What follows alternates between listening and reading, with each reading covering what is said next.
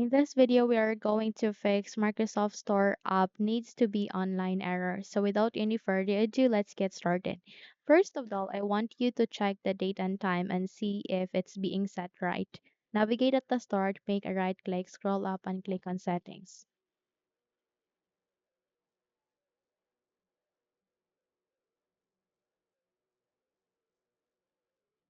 Here at the settings, please proceed to the left pane, find for an option which is the time and language, and afterwards select for date and time, and then please set time zone automatically on. Set times automatically on. Scroll down, locate for language and region, and then from here select your country as the default country or region here, as well as here at the regional format. Once done, close the window and restart the PC and check if the problem has been resolved.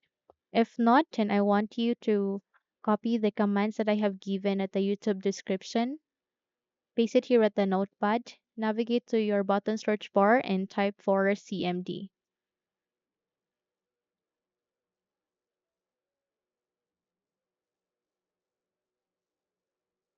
Once you have seen the command prompt system, navigate to the right side and run it as an administrator.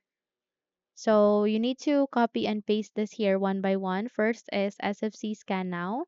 Control C, paste it here. Proceed to the second once you have completed the first to check the health of your computer. Proceed to the third once you are done with the second to scan the health, and then proceed to the fourth, which is to restore the health of your PC. Run all of these commands and check if the error has been resolved the moment you are completed the process. Okay? Now, if you found this video helpful, kindly like and subscribe. You may also click or turn on the notification bell so that you will be notified for more upcoming tutorials. Thank you and have a good day.